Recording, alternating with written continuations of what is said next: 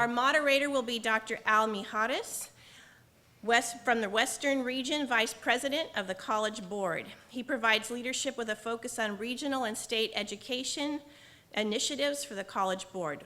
For 12 years before that, he led the Santa Ana Unified School District, an urban school district of 62,000 students and 4,000 professional staff members located just a little ways away in Santa Ana. He earned his doctorate at the University of Southern California. Dr. Mijares is a Biola board member, and he and his wife Jackie live in Tustin and have 5 sons, Wes, Aaron, Joel, Matt, and Luke. Please welcome Dr. Mijares.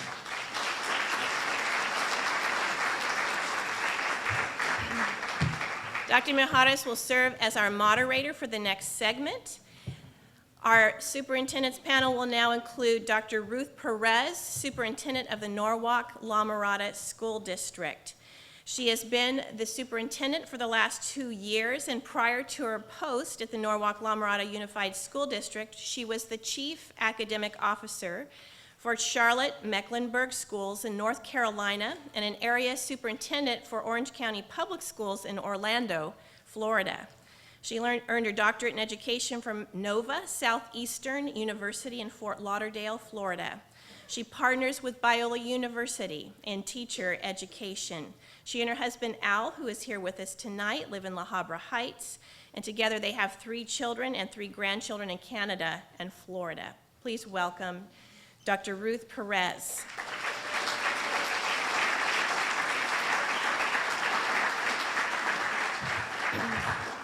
And finally, Dr. Joe Gillentine, Superintendent of East Whittier City School District.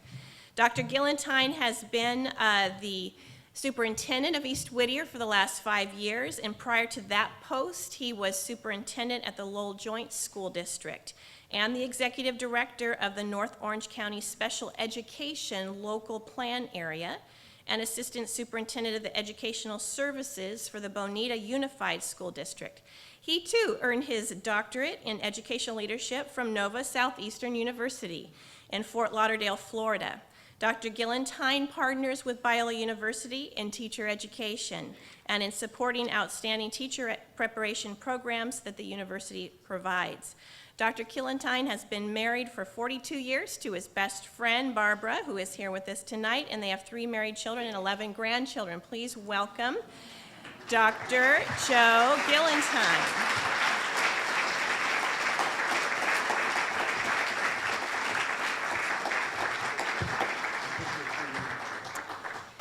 Well, as each of you take a seat, we'll just look forward to this panel discussion moderated by Dr. Al Mijares. Thank you, Dr. Hetzel. What an honor it is to be on this panel with this group of distinguished men and women who are serving so faithfully in our schools. And Glenn, that was an incredible speech, man. Thanks. I mean, I didn't want to stop. David over here kept saying, we got to get his attention. But Thank you. And we had the privilege of listening to you just a little bit ago. We had dinner with him, and you were right on target there. Well, thank you. So thank you. You're the leader of the community, so thank you. Thank you, and I want to salute your leadership because you brought profound wisdom to the state of California, serving under Governor Schwarzenegger, and all that you did in terms of inspiring county superintendents and superintendents, teachers, principals, administrators. I mean, Thank you. It runs the gamut. And these other 2 colleagues of mine, renowned educators, what an honor. Well, let me ask you, well, I'm going to start with you, Ruth, because you're closest to me. Respond a little bit, if you will, to Glenn's comments. Well, I'm so appreciative to have had the opportunity to listen to you because as an administrator, as an educator, and as a Christian educator, you sometimes feel a little lonely in the path. And I've always said that leadership is a lonely road, and it really is because you don't have the time to really connect with people that share your values and your goals, and to be able to hear what I believe and espouse by someone who has been at it for a long time at high levels really validates my thinking during a very challenging time in California education. It really is very validating to hear these statements, because I have to agree with everything that you said. I really do. Wonderful. How about you, Joe? What are your thoughts? I have lots of notes that I took Yeah. because I thought it was so good. But I will share, just to kick off, and then I'm sure we'll talk about specific things, but the value of looking at what we're doing today, even in the fiscal crisis, and recognizing curriculum alignment and comparing us to where we hear the news that we're not doing so well because Finland's doing so well, and yet we're matching. We did this teaching to the test that everybody talks about, and I hear that so often, and I look at it and say, okay, that description of Finland, they decided this is a test we want, we'll teach to that. That's teaching to the test. But where we came from, we said, what do we want to learn? What do we want our kids to know? That's what we're going to teach to. And I think it's such a difference, and making such a difference for our kids in California. So very much appreciated that. Lots of other things that you shared. Well, you know, when you think about those international comparisons, you can find fault with them on many levels. For example, some societies do not test all their kids. So students of special needs who aren't ascending through the system as they ought to be, they're not even tested. Whereas here, we're mandated to serve 100% of the population. If a young person comes through that door and is expecting an education, we must serve them. And you have to serve them immediately. You can't tell them, go home and wait till we have more room or we have more money. That's expulsion without due process. You can't do that. So let me ask you this. Given the economics, this incredible picture that Glenn painted for us, and we're all living this. There's not a person within the hearing of my voice that does not know the economics in California. California leads the pack. But if you go across the country, there's some like 35 states that for the last couple of years have been terribly underfunded in terms of K-12 education.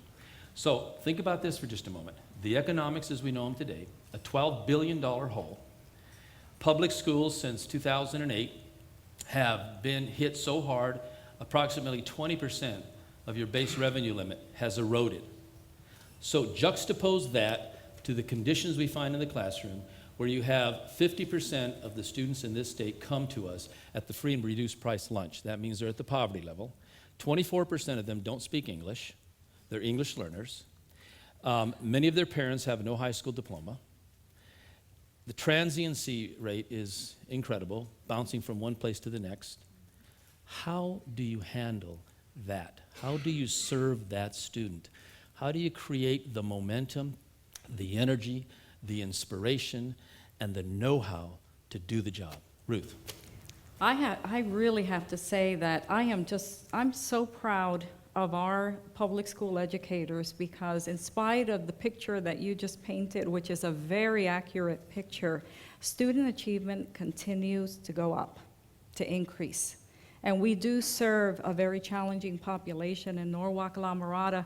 We have experienced great academic success. Our API scores have increased. Our students, our English language learners, our special education students are doing very well. We have a lot of room for improvement, but there is still a focus on what is best for students. And I think that's what makes the difference, and I think that's where we're going to have to really continue to focus more than ever as we get out of this, this situation that we're in. But, you know, people in education have gone into education because they have felt a calling. They have gotten into education because they care about children. They want to make a difference. Otherwise, you can't survive in education.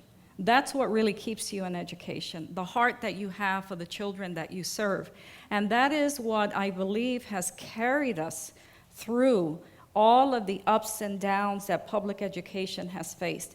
And I really believe it's going to be a difficult ride over the next few years, but I know without a shadow of a doubt that our educators, our teachers, our administrators, they are not going to give up on the children. Nobody gives up on children. And it's that laser-like focus on student achievement that keeps us going, and that you see scores increasing in the face of this fiscal crisis. Joe, on that note, Glenn talked about the need to affirm our teachers. to extol them, to make them feel and understand that without them, this democracy, as he has noted, cannot stand. So in light of this, how do you help them have that resolve inside them that they can do it? It's a great question, because that's exactly where I would go in that answer. I obviously agreed with what Ruth said. The focus on teachers, what we're here for is our kids. And so the closest one to our kids is our teachers. And East Whittier, at least in our district, and of course we're doing it all over the state, but I can speak to what we're doing, and that is focusing on elevating the teachers, saying how important they are, keeping the classroom, every resource I can get to the classroom, keeping it there. We too are raising class scores. Our kids are growing and growing and growing. You know, we're a district that was in the low 700s, and now we're in the low 800s and climbing to schools that are above 900 now. And that, at the same time, with our high school scoring schools that are up in the 900s, we've got schools that started out in 400s, and one of them, QEIA type school, which is supposed to be the lowest when it started, is now 798 and going over 800 this year. And the other low school that was with it is now a high achieving Title I school, starting in the 480, 470 back several years ago, and is now 869 or in the 860s.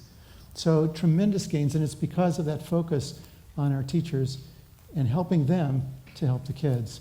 A little data statistic that I thought was interesting as you related to the budget and what we're looking at. I'm doing a thing with all of my staff next week to kind of encourage them in a discouraging time of finance, but just to show where we're at in 4 years or 5 years ago, just before the recession hit per se. You went all the way back to 7, which we were doing, but not as bad.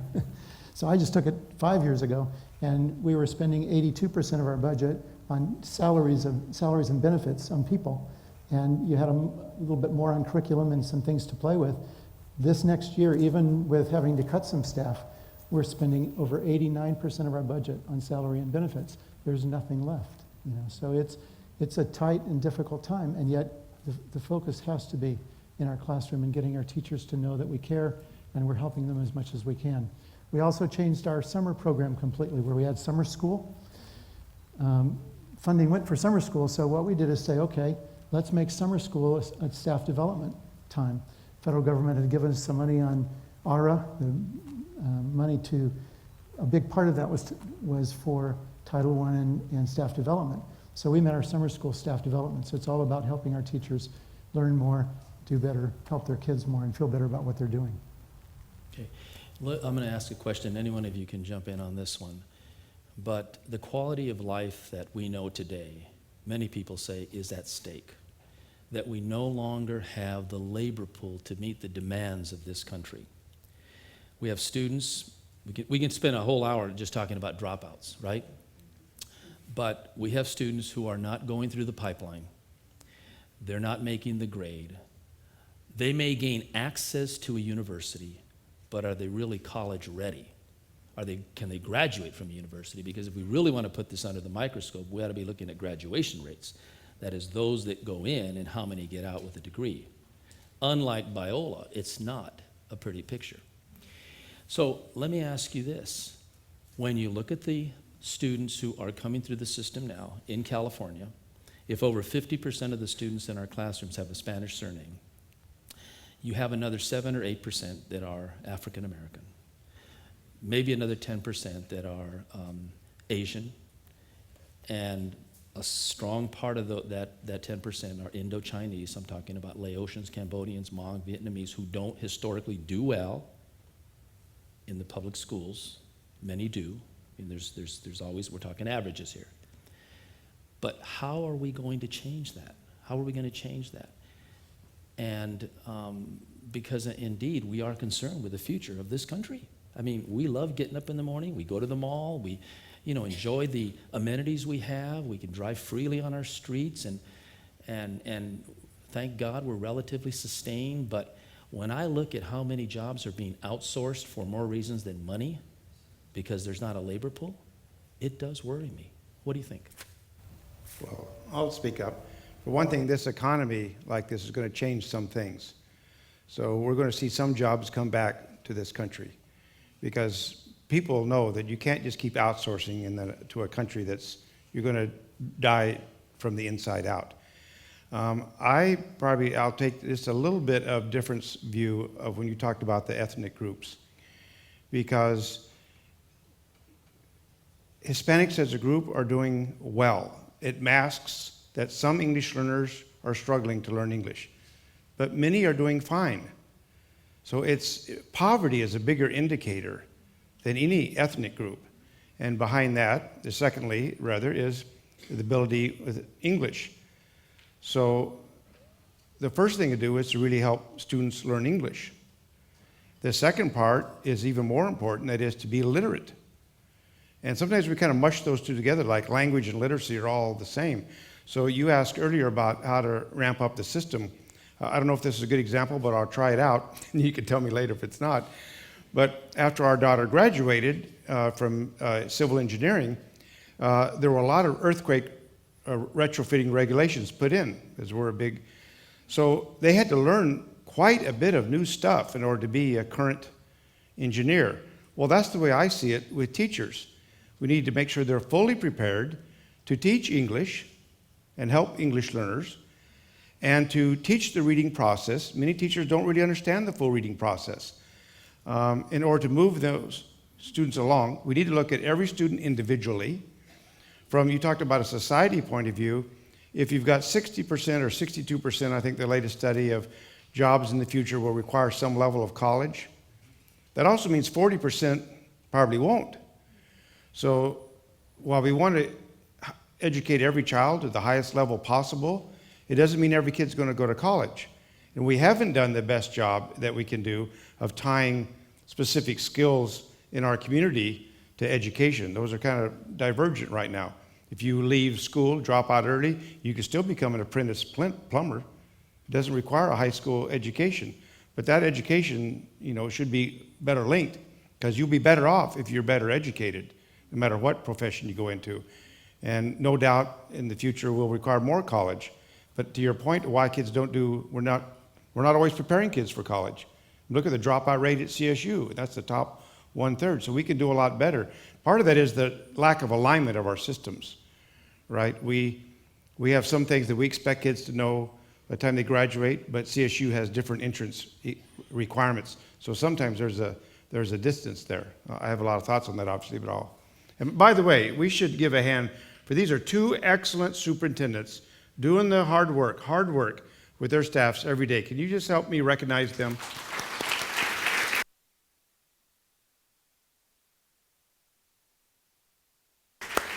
Okay, we have a few more minutes, and I want to go back to just what Glenn said and ask you two, is there anything you'd like to add to what he has said? I think that there's always room for improvement, and we know that we have great room for improvement. And it's unfortunate that the career and technical education funding has been, severely cut over the years. But I have to honestly say, in public education, we have not lost sight of that. And we continue to find ways to provide our students with those that don't want to go to college, which is fine, to study some type of career that interests them. And I know we have made, every district I've been in different states, we've made every effort to try to prepare our kids for that career, because we don't know, we can't predict the future. We don't know when these jobs are going to come back, but we know that our responsibility is to prepare our students for them, because that's what we're doing, for this nation. We're preparing them for the future of this nation. And our challenge is to make sure that we don't lose sight of the fact that we have to prepare kids for careers as well as for college. I don't know how the facts and the statistics, not many people are very much aware of the exactness or the accuracy of the data that is out there. But a lot of things masks other things, and I think we have to be careful with that, because it's just like the beautiful example is just, if you ask somebody if education is improving in the state of California, they can easily say no because of the negative media that's out there. And the reality is that it is. And I feel that we cannot lose sight of career technical ed, preparing our kids for the reality of the world that we know has to exist for them out there. But we have to focus on our responsibility to prepare our kids for that future. I'm going to go to Joe in just a minute, but I want to push back a little bit on that idea, because what I am hearing is that the skills that one must have when leaving high school, whether they're going to college or into a technical field, are close to being the same. You still have to be able to think abstractly. You have to have strong literacy skills. And let's also be mindful of the fact that many of the so-called trade jobs, they're not what they used to be. You try lifting the hood on a brand new car and figuring that out. So when your mechanic now has to be almost, he has to have some form of post-high school certification, right? Or plumbers as we know them today. Plumbing has changed radically too, and so have a lot of these technical fields. So it doesn't absolve us of the responsibility we have to make sure that the rigor in the classroom is there, right? So Joe, it looks like you want to say something. Go ahead. Well, I do. Got a few more because- minutes, but. All right, on this topic though, that really is the excitement for me of today and the difference between when I started 41 years ago and today. Back then we said, there's always going to be a few that just aren't going to make it. It's okay. Today we say, no, every single child, let's figure out a way to help them so that we pour all of our resource, whatever is left, into making sure that every child is given the information that they need and helped to learn what they are learning. Because it's more of a focus where when I started it was on how well we taught. Today it's on how much do our kids learn. And that difference is so big, and it's exciting to me what's going on and what I think that'll make a difference in the future for our kids in keeping that focus. And the other change that we've made that I think is making a huge difference for that is teachers helping teachers. When I started, we pretty much worked on our own, in our own classroom. Now, teachers are working together. And hey, how did you do that? How come your kids learned that and my kids didn't? How did you teach it? And that difference is huge in the classrooms as those teachers look at their data and are testing the kids. They're learning the same things we always did, but we didn't have that kind of talk together that said, well, your kids learned it, how come mine didn't? And now we're doing that, and it makes a huge difference for those individual kids that were falling through before that I hope don't fall through in the future. At least that's our effort, and I think we're making a difference there. No. Before we leave, and I want you just to answer this real quickly now because we're running out of time and the audience has some questions. Let's think about the moral imperative of the classroom today, the ethical standards that we expect of our teachers and our leaders. Biola being a university that stands preeminently on these principles. What are your thoughts about that in terms of how hard is it for you to be an ethical leader in your school district when you confront all of the issues that coalesce in your office and it's just you and those issues? The art of compromise is there. What do you do? Joe? Well, any one of you. I don't. Spoke to it at least sometime today, and I've heard him 3 different times today, but in this whole area of doing what's right. We can take the easy road out, but that hurts in the long run. We take the right road. We look at the situation and say, what's the right thing to do here? And we do that, and it makes a difference. And yeah, it's harder initially, but not when it's over with. When it's over with, you've continued that walk that you can trust, because that walk of integrity is a walk that you can trust. And I wrote some notes down as Glen talked about Biola grads. And we have a lot of Biola teachers in our district, and I'm proud of them all, because they're not only getting good training here as good teachers, but they have the character and integrity coming in that help make a difference for our kids. So very pleased with that. I hate the soundbite things, but give me quick answers, and then I want Glen to respond. I'm a little stubborn, and and I work on that, but I feel that, I truly feel that one day I'm going to be held accountable for all the children that I serve. And because of that, I want to be able to deliver a good report. And I like to sleep at night well.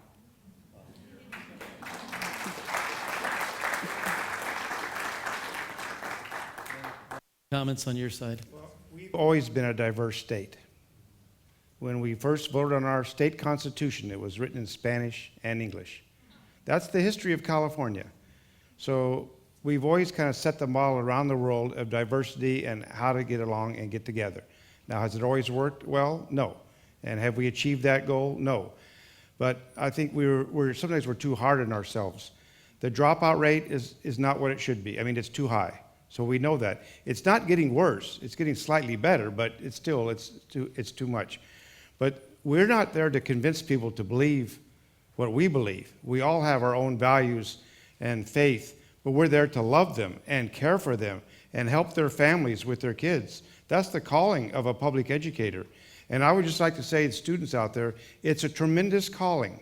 There are very few professions that will, years later, you'll bump into someone and said, you helped me so much. And now if you're Connie's age, you bump into their parent and you say, oh, Mrs. Thomas, I had you, and they're carrying they're bringing their first grader. I'm just teasing, sorry, Connie. To me, it's a great honor and calling to be a teacher, but that's the way I would look at it. Those are, as Ruth said, those are students in our care. They're individuals. They're not an aggregate of anything. They're individuals, and we'll do the very best we can with everyone we have. Parents do send us the best kids they have. You know, I want to say something. When June was giving that little story when she opened her comments, I almost thought she was going to say that student was drawing her teacher. Because what an impact teachers make on our lives. When people sit and talk about their mentors, and after they mention their father and their mother and others, a teacher pops up. Unbelievable influence that knows no bounds. Well, I think we're about out of time, and gosh, I feel terrible that I have 100 more questions I'd like to ask you guys. But we're going to stop, and I think Dr. Eastman is going to lead us. Is that still true? That is still Okay, he's going to, this is the audience's opportunity now.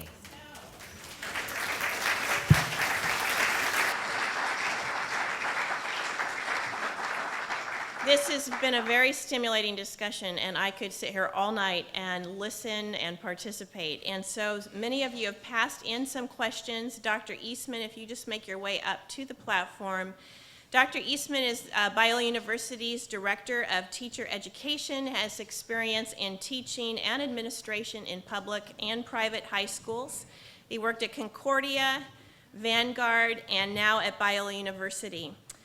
His passion is to shape the next generation of teachers. He, in his role at Director of Faculty Induction at Lutheran High School of Orange County, shaped the destiny of students, and his role as principal of a thriving charter school in Santa Ana, Nova Academy Early College High School, has seasoned him in shaping the lives of young teachers in their formative years. Under Dr. Eastman's leadership, Nova Academy received the 2009 U.S. News and World Report Bronze Medal as one of the top schools in California. He also was awarded the 2010 Educator of the Year by the Hispanics Chamber of Commerce and by Biola University School of Education prior to coming here full-time.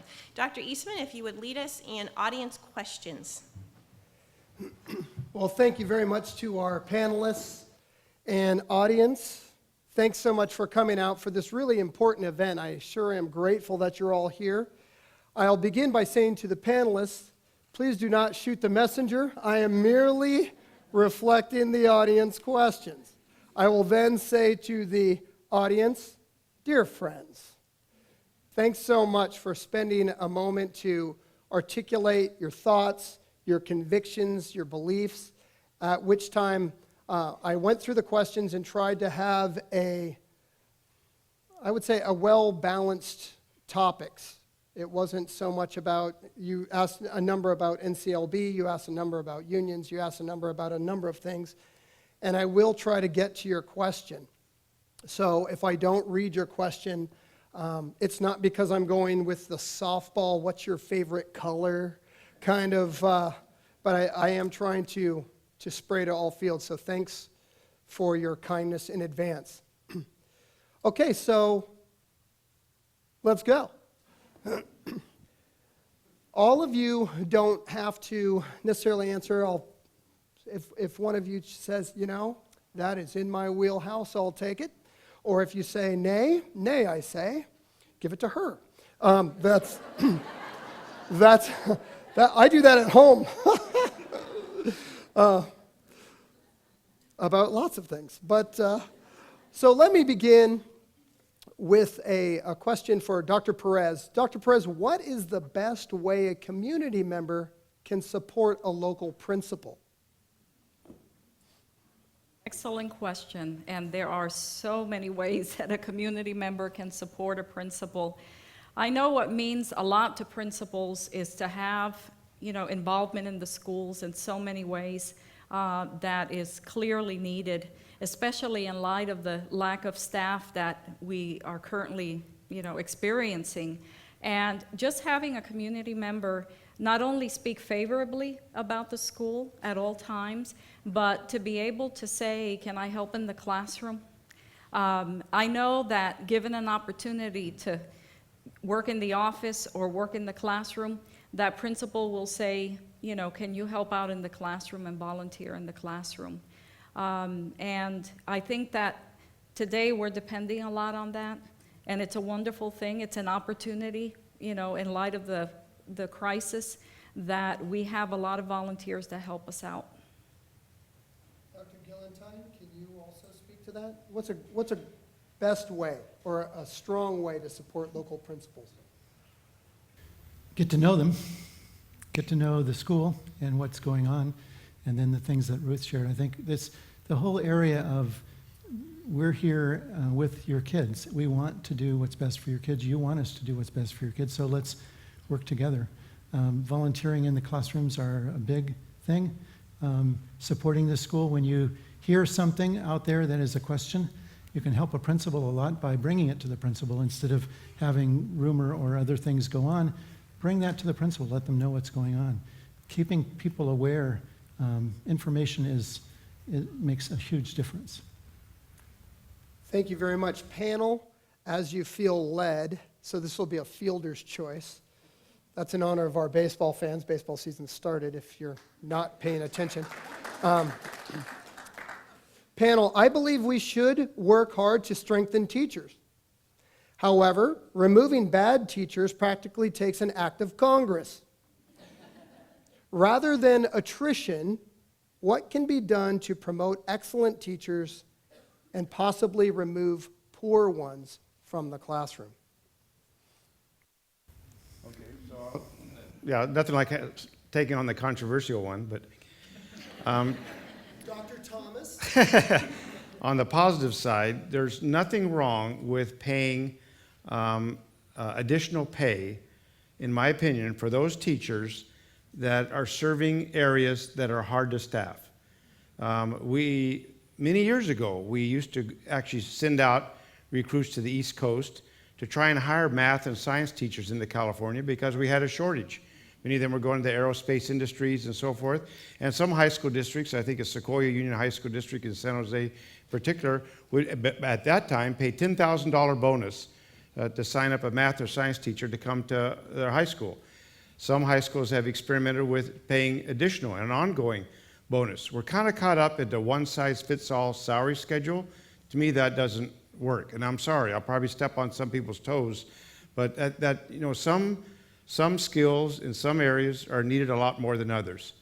On the flip side, I mentioned at dinner that the Stahl Act put into our education code many years ago that teachers should be evaluated regularly and the student performance should be a part of that evaluation. The fact that that doesn't occur in many districts does not take away from the fact that it should be. And we used a couple summers ago the Race to the Top to expand that even more, to say that can be done, but it needs to be worked out at the local level. The reason for that is because there's many factors that should go into whether a teacher's really doing the job. Right now, we only test primarily in math and language arts, just a little bit in other areas on a rare occasion, and that doesn't tell the whole story. So even if we were to go strictly on performance, what about a teacher that teaches history or a teacher that teaches physical education? How do you evaluate them? So that's really up to the principals. We have to do a better job with principals on recognizing good teachers, good teaching, and how to help them become a better teacher. And that's really, we haven't always trained principals that way. And then to have that serious conversation if the person is really weak.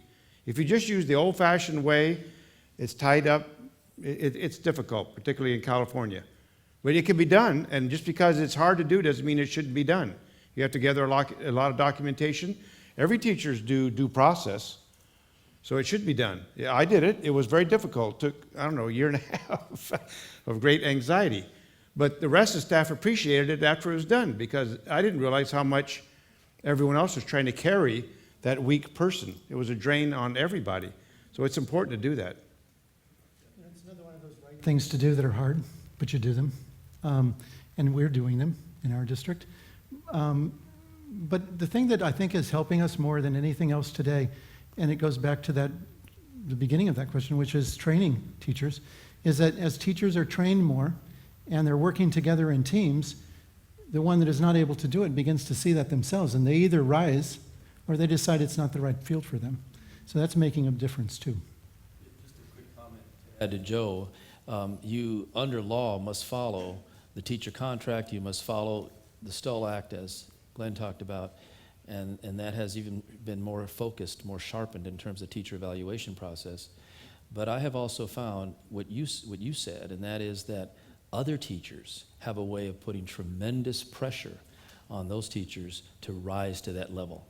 Now, if you're dealing with an ethical or moral breach or something along that level, you can remove them instantly. People don't know about that. It is the performance things that make it more challenging. I just wanted to say that when we were talking about integrity, honesty has to play a very big role in how we communicate performance. And in my years in education, I know I've worked with administrators that would not be honest with teachers and not address with them when they were not performing. They ignored it because it is one of the hardest things to do. But I always tell, I tell principals, and I have a lot of principals here today, they know it's true, that people deserve to know when they are not performing. Because a teacher has spent a lot of money in their education, sometimes 6 years, a master's, to come into education, and everybody is going to have some deficiency as you grow and as you learn, and that's their profession. And you have a moral responsibility to help that teacher get better. And you cannot help a teacher get better unless you're honest with them. You have to address it, and then you have to provide the support for that teacher. And I think honesty plays a very key role in that you are able to face them and share with them, this is what you can do better, and I expect you to do better, and I'm here to support you. I think that's an excellent point. Most people rise to the expectations. And remember, we're in a pretty much of a feel-good society. So I got to know it when I was a student good effort, Glenn. That meant it wasn't very good a job. Rather than, here's the 3 areas you could improve in. And my first evaluation, my first year of teaching, I got this, you must not have really studied this because you're really not presenting it well. And I took some offense at that. I thought, that's an area I think I know a lot about. But it didn't take long till I realized I really didn't have a good grounding in that. And my supervisor pointed out some areas that I could get additional help in. Well, I carried that around for a while to see, was I really going to improve in that area? So I think those honest, candid conversations, that's a big part of our job. That's a big part of our job in society. We need to do the same with kids, right? With each other as community members. Be honest with each other. Well, panel, I'll address, but the question is directed for Dr. Thomas. So if you could please, you'll start. You talk about needing critical thinking as necessary for democracy. However, current standardized tests seem to emphasize multiple choice and a lack of creative thinking rather than problem-based learning, authentic assessment. Can you suggest some potential reform or change for this? It will change. So first of all, we do have some standardized tests. Those are mostly for statewide accountability. That's what undergirds the Academic Performance Index. We call them in our state content standards tests because they're not some off-the-shelf tests. They're a test designed to measure how well we know the standards. But that's not a test that actually helps teachers, because that's only a once-a-year snapshot. We espouse growth. That is, teachers should be measured ideally on you took a student here and you helped to move to here. Well, we don't have a measure we don't do any of that kind of assessing at the beginning of the year. Therefore, we don't know, true growth, that we can do it over, by groups over time. But we do have formative assessments. We required in California for all of our textbook curricula to have embedded assessments. Those every 4-week, 6-week, 8-week assessments are very pointed to the curricula that's being used, the textbook program that's being used. Those are more help. But we're on the verge of getting more formative type assessments. What's holding us back, and now that's kind of down your line because you're the expert on the college board, but they're not always reliable or valid.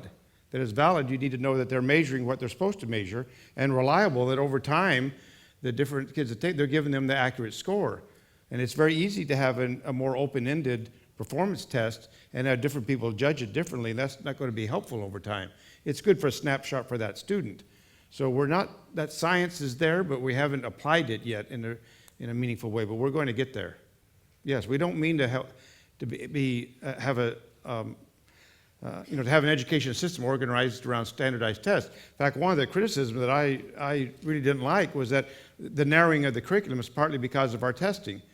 But I had to come to grips with it partly is that, because we put so much weight on math and language arts that in fact we're narrowing. And I always said, well, you should be reading and all these subjects should be integrated, especially at the elementary school. But for teachers, that's a very difficult thing to do. That's a whole other area.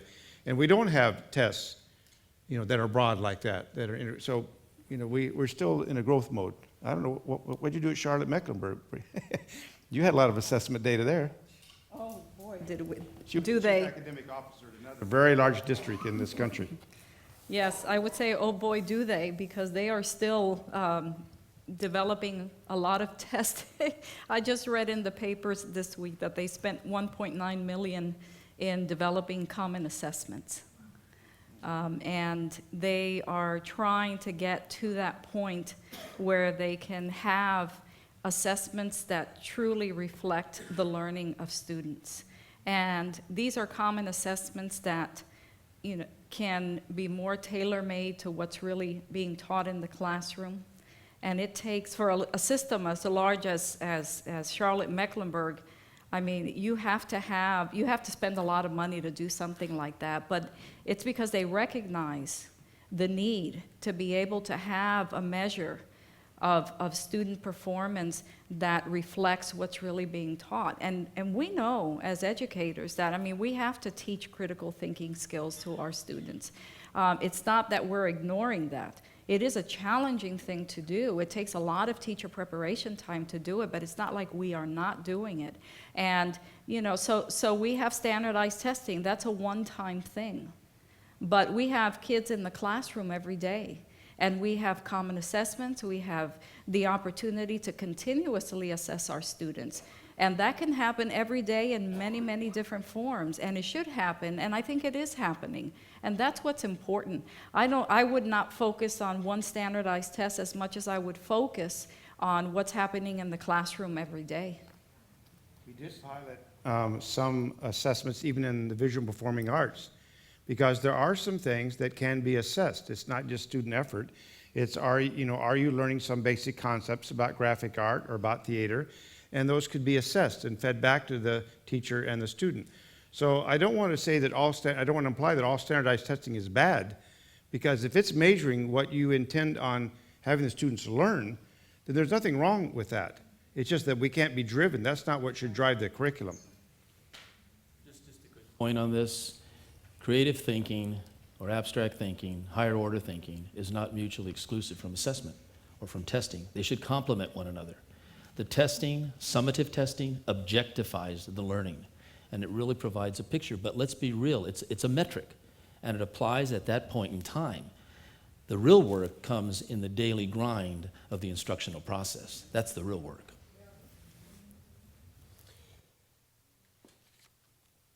we are interested in focusing on teacher prep, development, and ongoing education with teachers on sites. However, during these tough economic times, professional development seems like it's frequently the first thing to go. What are some possible creative opportunities for school districts and local schools to provide teacher development for their on-site teachers? Joe, you want to take that one?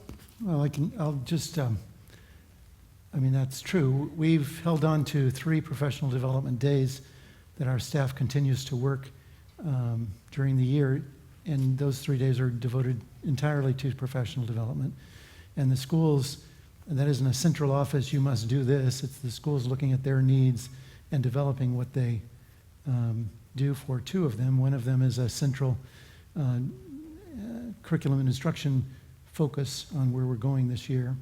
And then we took the summer school, and I talked about that earlier, but that whole idea of taking whatever resource we have to say this is critical, we can't let it drop, and to make it work. And so for a summer program, I'll just describe it real quickly because it's unique.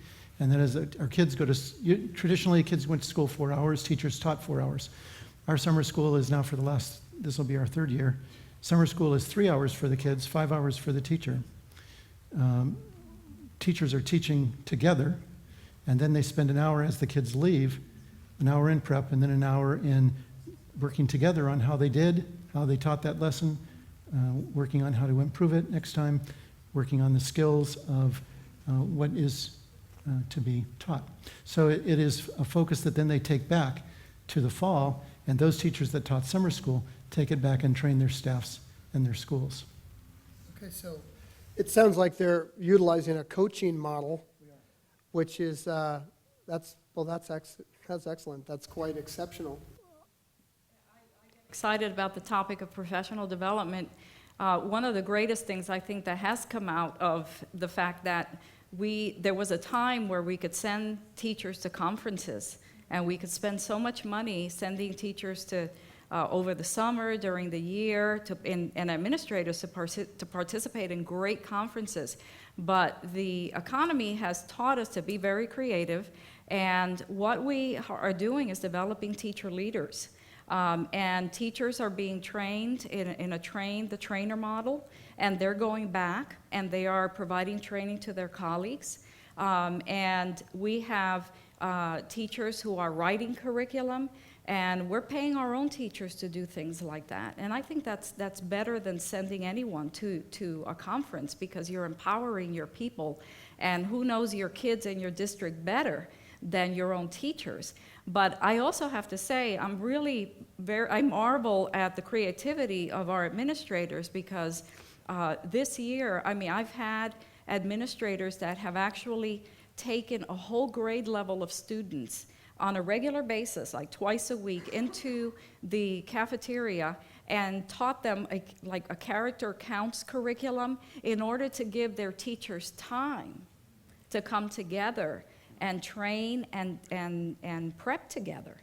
And, people are just doing all sorts of creative things because, one, they value, I don't think professional development will ever go away, they value the importance of that because of how much it impacts student achievement. So I think we'll continue to be very creative in that area. I need to add to that because I think that's such an important one. And what we've done in that area that is making a big difference, we went out and got grants, as you had talked about grants before. What a big difference that's made. And we got a PE grant, a national PE grant of $750,000, the largest in the United States. And we got that, and we used, prior to that, an arts education grant, and we're working with building up an arts education foundation in the district for this purpose. But we take arts and PE teachers and go around to the schools and give teachers then in the elementary schools a chance to come together and work with each other during the school year to do that coaching and to do that help. So it's a fabulous thing and a very needed thing. So there is a basic policy question here that's behind your question. That is, we have relied historically in California on separate pots of money to do certain things. When Dr. Perez said, well, when the career tech is cut back, then we lose some of that. When reading, teachers are cut back, then we don't have as many reading specialists on our campus. Or when counselor funding is pulled back, then we do that. That's not the way we need to operate. We've tried to give more flexibility to districts, and the future will be a lot more flexibility, which raises a really big issue for school boards and for school administrators. If you have more flexibility with the limited amount of money you have, wouldn't you make professional development a top priority? And wouldn't you make making sure you have the best curricula possible, technology or print, available? But right now, we're trying to squeeze every last dollar into salaries in order to keep people. You can see the LA, here's, Joe will give us an example, but you can see the LA Times headline at some point saying, why Joe's district has 89% in salaries and benefits. Well, where's the technology and the curricula and the professional development? Because it can be worked against them. So if you have more flexibility in the future, you have to really work with your school boards to pick out those priorities. And we've given up professional development because we cut back staff development days. We had a number of streams of money for professional development. Those are all gone. So that's up to us now to create it. Not only we have to be creative during this time, but to advocate for greater, awareness that that's part of our profession. We have to have that all the time. And I just need to say that we're not paying professional consultants out there to come in and do that training. We're doing it ourselves. So all of that money goes to our own staff. Good. Yeah. It's so obvious as day. PD is indispensable. And it's tantamount, in my opinion, to malpractice if you don't do it. Now, that's easier said than done. But what Joe is doing and others to create the model of the fluidness of the classroom to continue professional development is a great thing that you're doing. But can you imagine your doctor, your lawyer, never picking up a book in the last 20 years, and you're going to him or her and asking for opinion? It's not wise. I recently read where one school is actually going to online PE. So I'm looking forward to spacebar push-ups. That should be great. It's like also you can do CPR training online, so get that spacebar ready. So if any of you need help, I can't help you. Well, to this panel, I sure appreciated what you've said some important things about the role of the Christian in a democracy. And this next question begs the answer, we as parents, and more importantly Christians, may be opposed to some curriculum that may make its way into the school district, be it regarding alternative lifestyle, be it involving other facets, functions, or forms. What can we as Christians do to have a appropriate response rather than a reactive response and still stand on our principles? You want me to lead off? Please. I'll give you an example. We have a very outstanding health curriculum framework in California. It, at the time, when Dr. Koop was Surgeon General, helped us try and craft that you have to have clear teaching on abstinence, but you also have to have very clear, explicit health education, sex education. Now, at the time, and sometimes in our communities, we're still split that way, right? It should be one, it should be the other. But in a democracy, in a large, wide, divergent community, you actually have to do both. And the people have to decide. The students will have to decide. The parents have to decide. And as a Christian, you're not giving up your rights or your beliefs because you're teaching the full curriculum. To me, it needs to be taught. And if you don't agree, for some reason, you're in a district that absolutely don't agree with the curriculum that's being, then it's time to think about going to another school district, because the curriculum does vary. But I would say too often, someone, because of their beliefs, said, well, I don't want to do that. We have parent opt-out in this state. We have a lot of conditions to protect parents and their rights. I was just using health ed as one example. But I think we can do that. We live in a society that's very diverse. So we don't have to say it as this is normal or this is the way to go. But if it's part of the health curriculum, and it's just like we would teach the history of religions. You can't just teach history of Christianity when you have people in your classroom from a variety of backgrounds and no faith.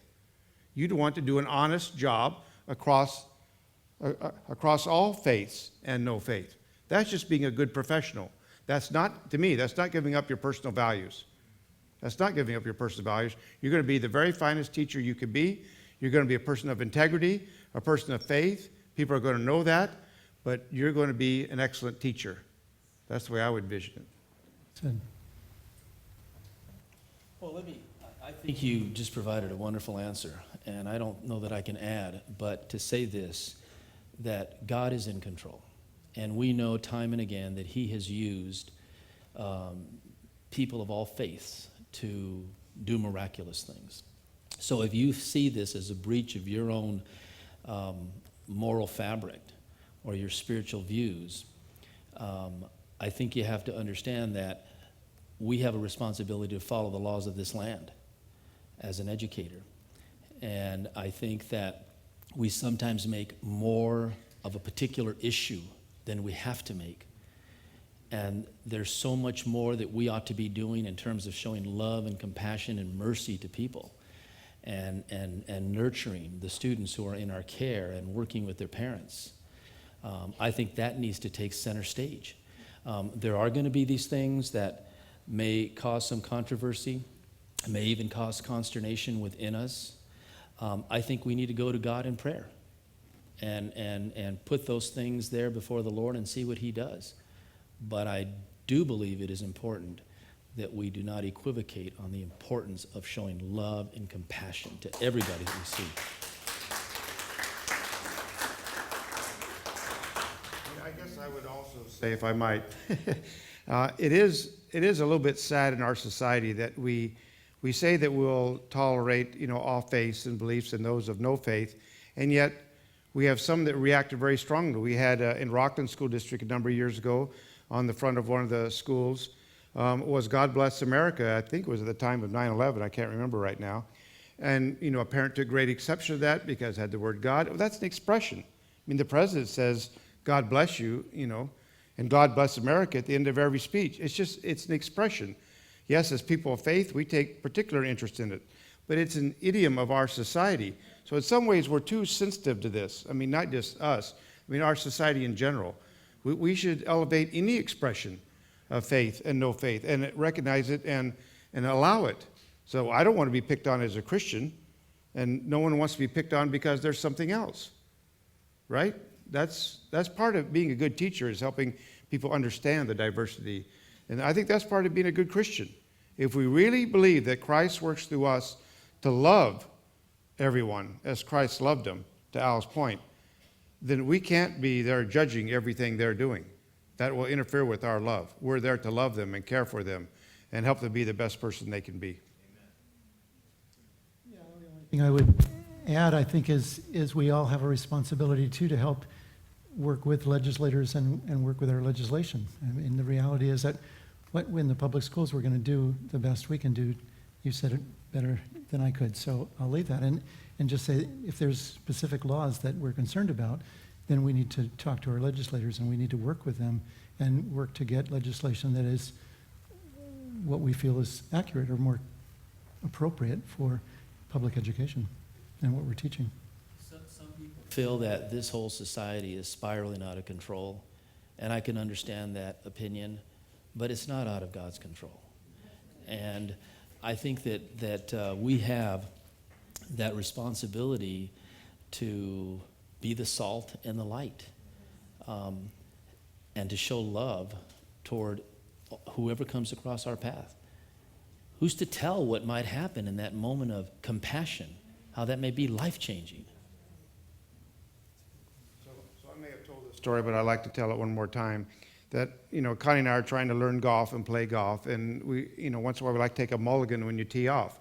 Well, a mulligan was named after a specific person. His name was Mulligan, and he thought that golf should be more fun.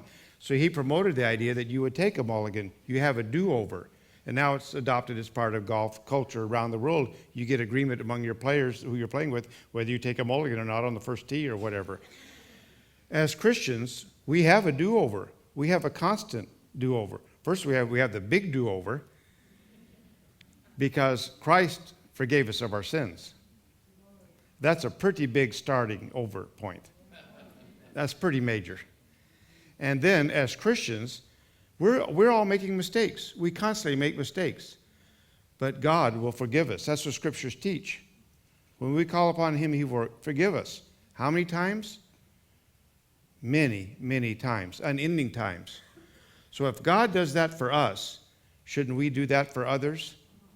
Shouldn't we do that for others? So that's a motivating thing to view that, we're not perfect either. And when we make a mistake, we want to admit it. We want to try and make it right with the person, but only after we've asked forgiveness first from God and then from that other person. Really, I think a person of faith is an easier way of doing that. Forgive me for those that are not Christians, but has an easier way of doing that because they understand the power of Christ than those that don't. But still, that's what I think part of what we want to teach our kids too, is to forgive. Right? That's what personal relationships is built around. You can't go around in life holding grudges, but we all do, don't we? Okay, get a little off target. You got any other questions like that you wanted to talk about? Well, I was thinking about singing a hymn and passing the plate, but as our time, as our time, that was really good. As our time is quickly escaping us, is there one thing, and Dr. Thomas, forgive me, I know we're a soundbite society, but I'm going to ask you for a soundbite. So if you could give me, studio audience, 30 seconds, a piece of encouragement or something that you would like to say, Dr. Mijares, we'll start with you, regarding the state of education in California, piece of encouragement, something possibly to teacher prep candidates out there, or to current teachers, or to parents. And we'll take a 30-second for each of you to have a parting shot. Well, I'm a big proponent of the public schools, not to denigrate independents and privates. They have a function. But I would say that if you have a love for learning and a love for people, go into the public schools. Teach or do something, that if it's not teaching, your calling may be something else. But I think these are great times. I really do. I think the best days are in front of us. That's my opinion. And so I'm a big fan of it. So I hope there's people out there that are contemplating being a teacher and go after that. Okay. Thank you. Ditto. You still have 29 seconds left. It is just one of the most rewarding, I think, experiences and jobs you could possibly have, to be able to impact and affect positively the life of another human being for their future. It's just very powerful. Every time there's a crisis or a state of flux, or as our nation and our state is in at the moment, good things can come about because we rethink the way we do things, we re-evaluate our priorities, we refocus. As Christians, we need to constantly be looking at, are we doing things the way that is honoring to God? Is there another way to do it? Or am I my own worst enemy in whatever I'm doing? But to Al's point earlier, God is at work, and we'll come out of this stronger if people that believe in public education and people of values will speak up and stand up and get more involved in our civic and life and in our democracy. We'll come out stronger for this. I agree. I'm very hopeful for public education. I'm not down on it, and if you're considering a career in it, do it. 41 years in public education, so I agree with that completely. And I think that, yes, this financial situation makes things hard, but the reality is, as has been said, we're going to come out stronger. We're going to come out stronger. We're doing things that are better. We're having kids that are all growing and learning. We're having people working together. We're about relationship. We talked about God. Well, God is a relational God, and that's about what we're about. So we're loving each other and learning to do that more and more. And I love the public schools, so that's something that I think you can all look to as maybe we're in difficult times, but the reality is that there's light on the other side, or light at the end of the tunnel, and we know it's there because we know who's leading the pack. So I appreciate that. That's very good. Thank you.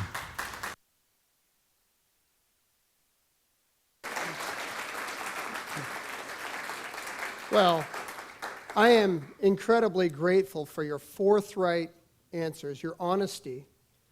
I know as a professional I've committed my life to preparing teachers, being a teacher. And I will say this with great conviction, recognizing your body of work, your collective body of work. It's times like this in our nation's history, in our state's history, when I consider the people that I want under fire, the people that I want in the very worst part of the flak, worst part of the shrapnel, is Christians. Because you are people who lead by being led by the Holy Spirit. And Esther 4:12 says, for such a time as this, and for us to shrink at a time like this, I think is malpractice in the eyes of the Lord. So I do appreciate what you do, and I do appreciate what you do every day. So studio audience, please join me.